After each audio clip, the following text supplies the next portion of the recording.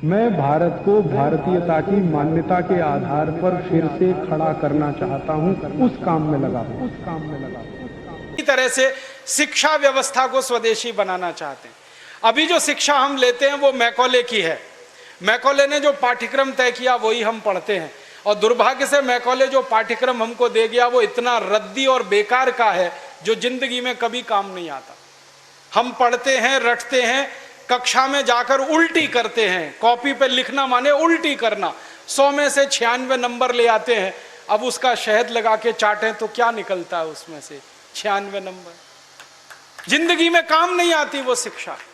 मैं मेरा उदाहरण देता हूं। सालों साल मैंने पढ़ाई की, मेरा जीवन खराब किया। मैं नहीं पढ़ता तो बहुत अच्छा होता।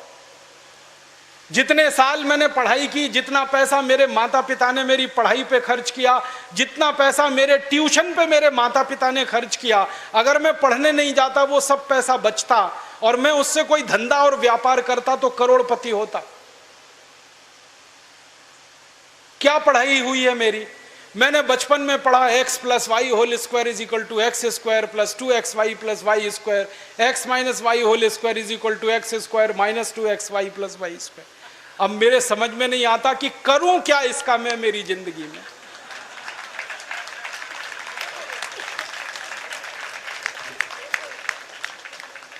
मेरे गणित के प्रोफेसर ने मुझको पढ़ाया, मैंने रटा, रट रट के दिमाग खराब किया, घंटों घंटों बर्बाद किए, किलो किलो कागज मैंने लिख लिख के खराब किए, और वो मेरी जिंदगी में आज तक काम नहीं आया। x + y होल स्क्वायर क्या करूं मुझे मालूम ही नहीं।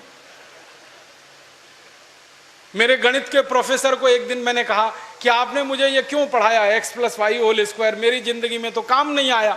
तो मेरे गणित के प्रोफेसर कहते हैं, यार काम तो मेरे भी नहीं आया, मुझको किसी ने पढ़ाया, मैंने तुमको पढ़ाया। ये भेड़िया धसान क्यों चला रहे हो इस देश में? जो काम नहीं आता वो क्यों पढ़ा रहे हो इस देश के बच्चों? बचपन में मुझे पढ़ाया गया अमेरिका का पहला राष्ट्रपति कौन, क्या करूं इसका? मान लीजिए मुझे मालूम है अमेरिका का पहला राष्ट्रपति जॉर्ज वॉशिंगटन, करूं क्या? मालूम है मुझे, क्या करूं इसका? मैं सब्जी खरीदने जाता हूं बाजार में, सब्जी वाले को कहता हूं देखो मुझको मालूम है अमेरिका का पहला राष्ट्रपति जॉर्ज वॉशिंगटन था, वो सब्जी देगा क्या मुझे? फालतू में रटा रटा के मेरा दिमाग खराब कर दिया। अमेरिका का पहला राष्ट्रपति कौन? और मुझे इतना दुख होता है, तकलीफ होती है कि कोई मुझे ये पूछना शुरू करे कि तुम्हारे परिवार का पहला राष्ट्रपति कौन? मुझे नहीं मालूम। मेरे परिवार के राष्ट्रपति से मतलब मेरे दादा, दादा के दादा, दादा के दादा, दादा, कहीं से हमारा कुल शुरू हुआ ना, तो मेरे कुल का पति माने मेरा पहला पिता, वो कौन नहीं मालूम। और अमेरिका का पहला राष्ट्रपति मालूम है। और मुझे तो इतना दुख होता है कि अमेरिका का पहला ही राष्ट्रपति नहीं मालूम, 250 राष्ट्रपति मालूम है मुझे उनके, और मेरे कुल के 2.5 आदमी के नाम नहीं मालूम मुझे। मेरे पिताजी का नाम मालूम है, उनके पिताजी का, उसके आगे बढ़ता हूं तो सब ब्लैंक हो जाता है, याद ही नहीं मुझे। क्या करना है ऐसी शिक्षा से? काम की क्या है ये? बचपन में मुझको पढ़ाया कनाडा का क्लाइमेट कैसा, कनाडा का, भारत का नहीं, कनाडा का। कनाडा की जलवायु क्या है, क्या करूं उसका कनाडा की जलवायु का? मैं तो कभी कनाडा जाने वाला नहीं, कनाडा मेरे घर में कभी आने वाला नहीं, उसकी जलवायु पढ़ के करना क्या है? मैं शिवपुरी में रहता हूं, मैं भोपाल में, ग्वालियर में रहता हूं, मुझे शिवपुरी की जलवायु मालूम है तो कुछ काम आने वाली है, कनाडा की जलवायु क्या काम आने वाली है? कभी जिंदगी में मौका मिला कनाडा जाने का, जिसका कोई दूर दूर तक संभावना नहीं है, तब जाके वो बात कभी काम आएगी। उसके लिए रट रट के, पढ़ पढ़ के दिमाग खराब कर दिया घंटों घंटों। ऐसा फालतू इतिहास पढ़ाया। अकबर बड़ा महान था, होगा, मैं क्या करूं? अकबर महान था, ठीक है, मैं क्या करूं उसका? मेरी जिंदगी में उससे क्या फायदा होने वाला है अकबर की महानता से? मतलब मैं कहना यह चाहता हूं कि जो ज्ञान हम ले रहे हैं हमारी शिक्षा में, वो जिंदगी में कभी काम नहीं आता। आप ईमानदारी से अपने बारे में एक दिन ये करना, मेरी बात है इसलिए नहीं, आपने जो जो पढ़ा है अपनी जिंदगी में याद करो, उसमें से कितना आपके काम आया। शायद आप 100 का नंबर निकालेंगे तो 5 भी काम नहीं आया, 5% भी काम नहीं आया। जो काम नहीं आया पढ़ा क्यों, फिर रटा क्यों उसको? और आप ऐसे सोचो, दूसरा उल्टा सोचो कि हमने जितना पढ़ा वो कितना हमें याद है। याद उतना ही रहेगा जो रोज काम आता है, बाकी कचरे को दिमाग निकाल के ऐसे ही फेंक देता है। जो याद ही नहीं रहे और काम नहीं आए उसको पढ़ना और पढ़ाना क्यों? तो मैंने सोचा कि शिक्षा व्यवस्था बदलना बहुत ज़रूरी है। हमारे बच्चों के ऊपर इतना बोझा हो गया है, इस बोझे ने बच्चों को ख़त्म कर दिया। कभी कभी तो मुझे इतना अफसोस होता है, अखबारों में खबर पढ़ता हूँ 12वीं कक्षा का रिजल्ट आया, इतने बच्चों ने आत्महत्या कर ली। क्यों? फेल हो गए। बच्चे थोड़ी फेल हुए हैं, परीक्षा की पद्धति फेल हुई है हमारी, बच्चे फेल नहीं हुए। बच्चों के बारे में तो सारी दुनिया कहती है कि वो तो कच्ची मिट्टी के घड़े के जैसे हैं, जैसा आप शेप दोगे वैसे हो जाएंगे। हमारे बच्चों को हमारे अध्यापक और परीक्षा वाले शेप नहीं दे पाए, इसलिए परीक्षा पद्धति फेल हुई है, बच्चे फेल नहीं हुए। मुझे तो कई बार यह कहने के मन करता है कि बच्चों को फेल करने वाले अध्यापकों को फेल करना चाहिए, क्योंकि उन्होंने पढ़ाया नहीं ठीक से, समझाया नहीं बच्चों को ठीक से। और इस शिक्षा पद्धति में क्या भेड़िया धसान है।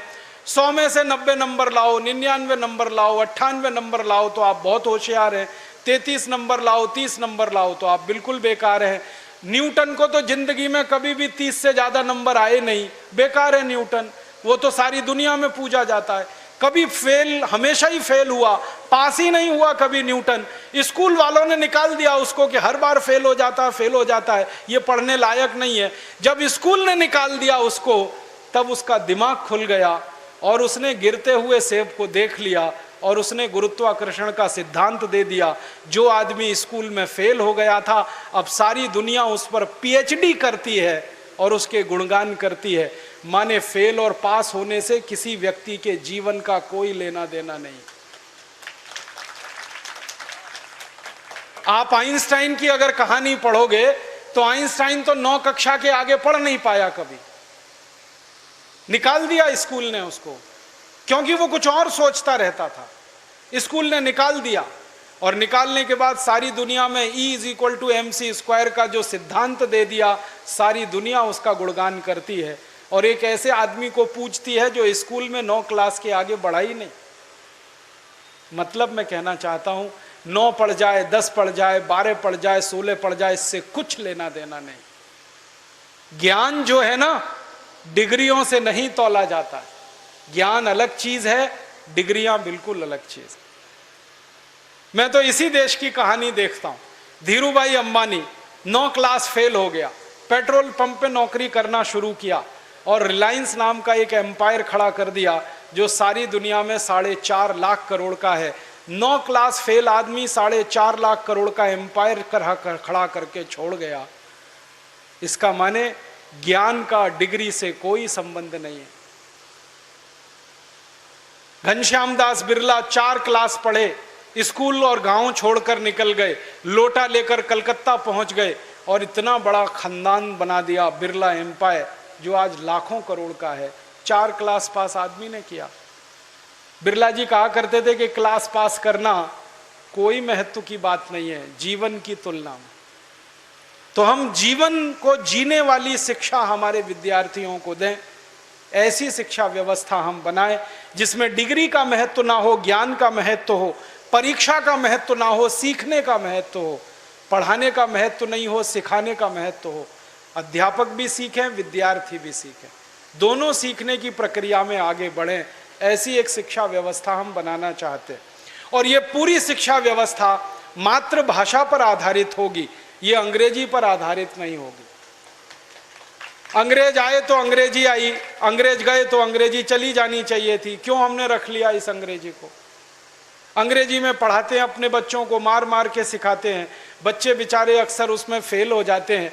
हिंदुस्तान के बच्चे गणित में पास होते हैं, भौतिकी में पास होते हैं, रसायन में पास होते हैं, अंग्रेजी में फेल हो जाते हैं। होना ही चाहिए उनको अंग्रेजी में फेल, क्योंकि अंग्रेजी विदेशी भाषा है।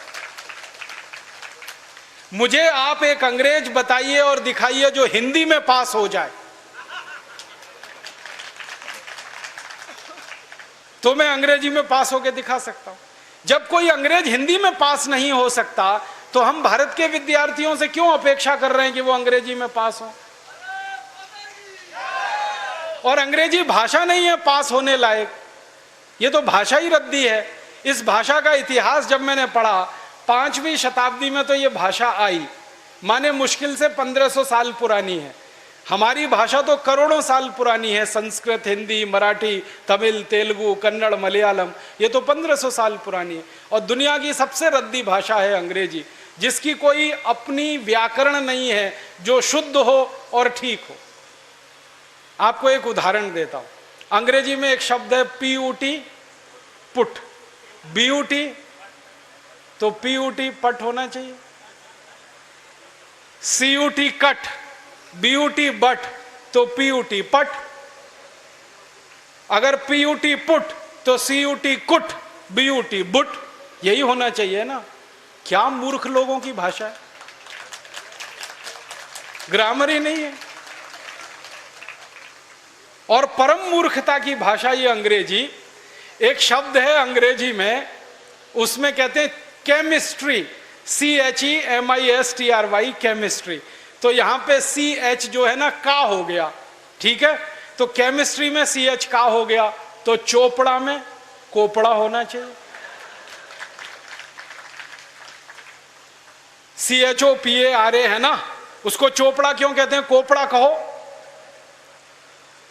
और CHOPARA को चोपड़ा कह रहे हो तो CHEMISTRY को चेमिस्ट्री कहो। फिर एक जगह CH का है, एक जगह CH चा है, कुछ समझ में ही नहीं आता क्या इनका हिसाब किताब है। मूर्खों की भाषा है ये अंग्रेजी। और इस भाषा की कितनी बड़ी कमजोरी है। अंग्रेजी में एक शब्द है SUN, माने सन, माने सूरज। अब किसी भी अंग्रेज माई के लाल को मेरी चुनौती है कि इसका दूसरा शब्द अंग्रेजी में से निकाल के लाए। SUN का पर्यायवाची है ही नहीं, लाएंगे कहां से? पूरी अंग्रेजी में सन का पर्यायवाची नहीं है, माने दूसरा शब्द नहीं है जो सूर्य को बता सके। अब हम संस्कृत की बात करें, सूर्य एक शब्द है, दिनकर, दिवाकर, रवि, भास्कर, मार्तंड, 84 शब्द हैं हमारे पास संस्कृत में। अंग्रेजी में एक ही है। एक शब्द है अंग्रेजी में मून, एक ही है, चंद्रमा। और हम संस्कृत में 56 शब्द हैं चंद्रमा के लिए। अंग्रेजी का एक शब्द है वाटर, माने पानी, वो अकेला एक ही है। वो नदी का पानी हो या नाले का, कुएं का हो या तालाब का, सब पानी वाटर है। और यहां भारत में हर पानी के लिए अलग शब्द है। बारिश का पानी अलग, समुद्र का पानी अलग, नदी का पानी अलग, तालाब का अलग, सरोवर का अलग, नाले का पानी अलग, कीचड़ का पानी अलग, सब पानी के लिए अलग अलग शब्द है। अंग्रेजी में एक ही है, वाटर। बहुत गरीब भाषा है अंग्रेजी, शब्द ही नहीं है उनके पास। कितने गरीब हैं, चाचा भी अंकल, मामा भी अंकल, मौसा भी अंकल, फूफा भी अंकल, फूफा का फूफा भी अंकल, मौसा का मौसा भी अंकल, कोई शब्द ही नहीं है अंकल के अलावा।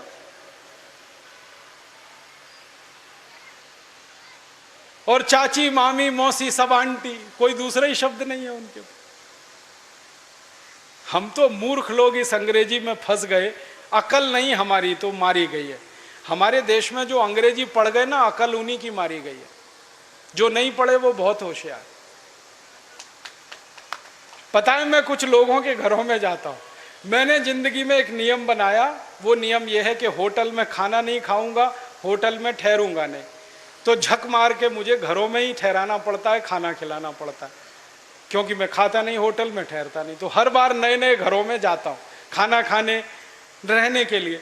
तो अंग्रेजी पढ़े लिखे लोगों के घर में भी जाता हूँ, तो वो कैसे मूर्ख दिखाई देते हैं मुझे उसका उदाहरण बताता हूँ।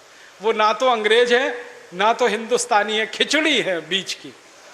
और वो खिचड़ी कैसी है, किसी के घर में गया तो पिताजी का नाम घर में रामदयाल, माताजी का नाम गायत्री देवी, बेटे का नाम टिंकू। अब मैं यही पूछता हूं कि रामदयाल और गायत्री देवी का टिंकू कहां से आ गया।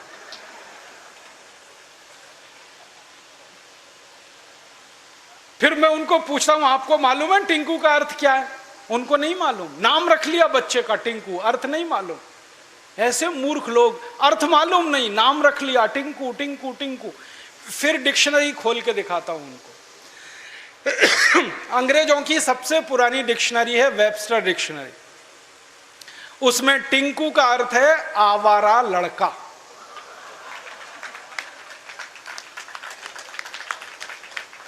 जो लड़का बाप की ना सुने, मां की ना सुने, वो टिंकू है। और हम क्या कर रहे हैं पढ़े लिखे मूर्ख लोग, आज्ञाकारी लड़के को टिंकू टिंकू टिंकू बोल बोल के आवारा बनाने की तैयारी कर। ऐसे अंग्रेजी मूर्खों के घरों में जब मैं जाता हूं तो ऐसे ही नाम मिलते हैं, बबली, डबली, डब्लू, बबलू। क्या मतलब है डब्लू, बबलू, बबली, डबली? डिम्पल, ट्विंकल, कुछ मतलब ही नहीं। कुछ भारत में नाम की कमी हो गई है क्या? और इससे भी बड़ी बड़ी मूर्खताएं मैं देखता हूं। कोई अधकचरे हिंदुस्तानी, माने आधा अंग्रेज आधा हिंदुस्तानी के घर में जाऊं तो इंप्रेशन जमाने के लिए, माने रौब जमाने के लिए अंग्रेजी झाड़ेगा। हाँ, भले गलत सलत, लेकिन झाड़ेगा जरूर, रौब पड़े उसके ऊपर। वो क्या कहेगा? हिंदी में भी बोल सकता है, वो बात नहीं बोलेगा। वो कहेगा oh Rajiv Dixit, she is my missus. तो मैं पूछता हूं really she is your missus? क्योंकि उसको मिसेस का अर्थ नहीं मालूम। मिसेस का अर्थ जानते हैं क्या है? हर देश की अपनी सभ्यता, अपनी संस्कृति होती है, तो उसमें से निकले हुए शब्द की भी अपने इतिहास और संस्कृति की व्यवस्था होती है। इंग्लैंड की सभ्यता कैसी है मालूम है? इंग्लैंड की सभ्यता में एक सबसे खराब बात है जो आपको कभी पसंद नहीं आएगी, कि वहां एक स्त्री और एक पुरुष जिंदगी भर साथ कभी भी नहीं रहते, बदलते रहते हैं। जैसे हम कपड़े बदलते हैं ना, वैसे वो एक दूसरे को बदलते रहते हैं। एक पुरुष की 20 स्त्रियां हो सकती हैं, एक स्त्री के 20 पुरुष हो सकते हैं। मेरे कई दोस्त हैं इंग्लैंड और यूरोप में जिनकी 40-40 शादियां हुई हैं, 41वीं करने को तैयार है। ये उनके यहां चलता रहता। इसको उनकी भाषा में कहते हैं एक्स्ट्रा मैरिटल अफेयर्स, पर स्त्री गमन पर पुरुष गमन। तो एक पुरुष कई स्त्रियों से संबंध रखता है, एक स्त्री कई पुरुषों से संबंध रखती है। तो पत्नी को छोड़कर जितनी स्त्रियों से संबंध रखने वाले होते हैं वो सब मिसेज में जाते हैं। माने मिसेज का अर्थ है धर्म पत्नी को छोड़कर कोई भी महिला जिसके साथ आप बिस्तर में रात को सोएं, वो मिसेज होती है, पत्नी को छोड़कर। अब यहां धर्म पत्नी को मिसेज बनाने में लगे हुए हैं। मूर्खों के मूर्ख पता नहीं कहां से पैदा हो। मिस्टर का मतलब उल्टा है, पति को छोड़कर कोई भी पुरुष जिसके साथ आप रात बिताएं वो मिस्टर होता है। यहां पति को मिस्टर बनाने में लगे हो। छोड़िए इन अंग्रेजी शब्दों को, इनमें कुछ दम नहीं। और एक तो सबसे खराब अंग्रेजी शब्द है, पता नहीं लोग बोलते कैसे हैं उसको, मैडम। आप जानते हैं मैडम कौन होता है यूरोप में? अंग्रेजों की संस्कृति में जहां पर परस्त्री गमन होगा वहां वैश्यावृत्ति होने वाली है कि नहीं? परस्त्री गमन, पर पुरुष गमन, वैश्यावृत्ति चरम पर होगी। तो वैश्याएं जो अपने कोठों को चलाती हैं, अपने वैश्यावृत्ति के काम में लगी हुई वैश्याओं की जो प्रमुख वैश्या होती है उसको मैडम कहते हैं।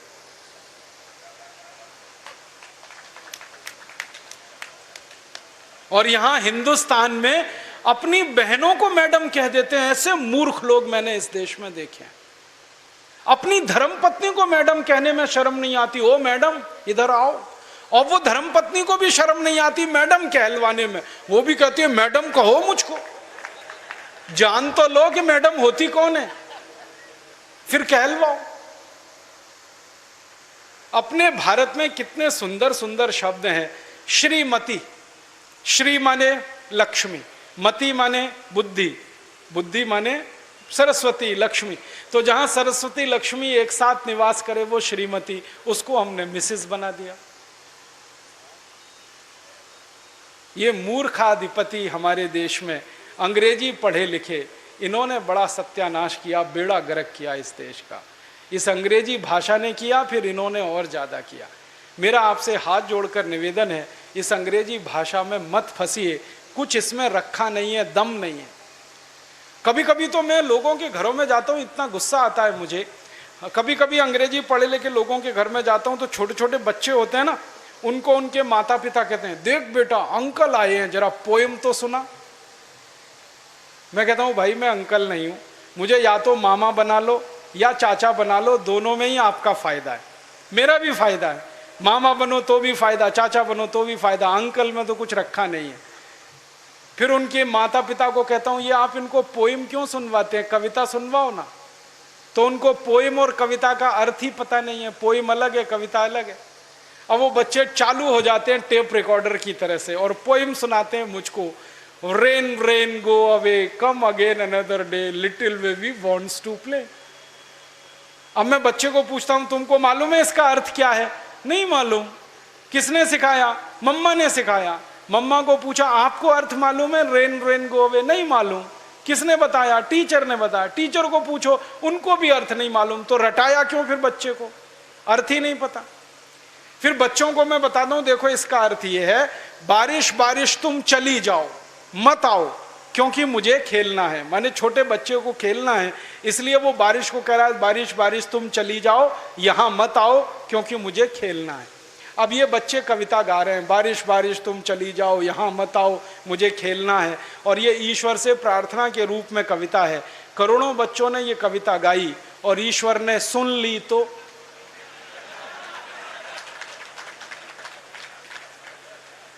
बारिश को वापस बुला लिया। तो क्या होने वाला है? बारिश नहीं होगी। बारिश नहीं होगी तो सूखा पड़ेगा। सूखा पड़ेगा तो आप भी भूखे मरेंगे, मैं भी मरूंगा, किसान भी मरेंगे। इतनी अकल नहीं है हमको, ये रेन रेन गो अवे कितनी खतरनाक चीज है। हमारे भारत में 60% खेती बारिश पर होती है, 40% खेत में ही सिंचाई की व्यवस्था है। जब 60% खेती बारिश पर हो तो बारिश ज्यादा होनी चाहिए इस देश में। ऐसी कविताएं हम बच्चों को क्यों नहीं सिखाते? लेकिन वो कविताएं मातृभाषा में हो सकती हैं, अंग्रेजी में नहीं हो सकते। मैं एक मराठी मातृभाषा की कविता सुनाता हूं आपको, अर्थ बहुत सीधा है उसका। वो कविता है, ये रे पाऊसा तुला देतो पैसा, पैसा झाला खोटा, पाऊस आला मोठा। ये रे माने आओ आओ, जल्दी जल्दी बारिश तुम आओ। पाऊसा माने बारिश। मराठी में कह रहे हैं बारिश बारिश तुम जल्दी जल्दी आओ, नहीं आओ तो मैं पैसा देने को तैयार हूं, तुम आ जाओ क्योंकि मुझे बारिश की जरूरत है, क्योंकि खेत को पानी की जरूरत है, क्योंकि 60% खेती बारिश पर आधारित है। तो भारतीय कविता बारिश को बुलाने वाली होती है और अंग्रेजी कविता बारिश को भगाने वाली होती है। क्योंकि इंग्लैंड में मौसम खराब रहता है, कभी भी बारिश आती है, इसलिए वहां के बच्चे कहते हैं रेन रेन गो अवे, क्योंकि बारिश का कोई भरोसा नहीं। दोस्तों, सबसे पहले तो चैनल सब्सक्राइब करें, फिर लाइक, कमेंट और शेयर करें, और हाँ, हमारा एंड्रॉयड ऐप डाउनलोड करना ना भूलें।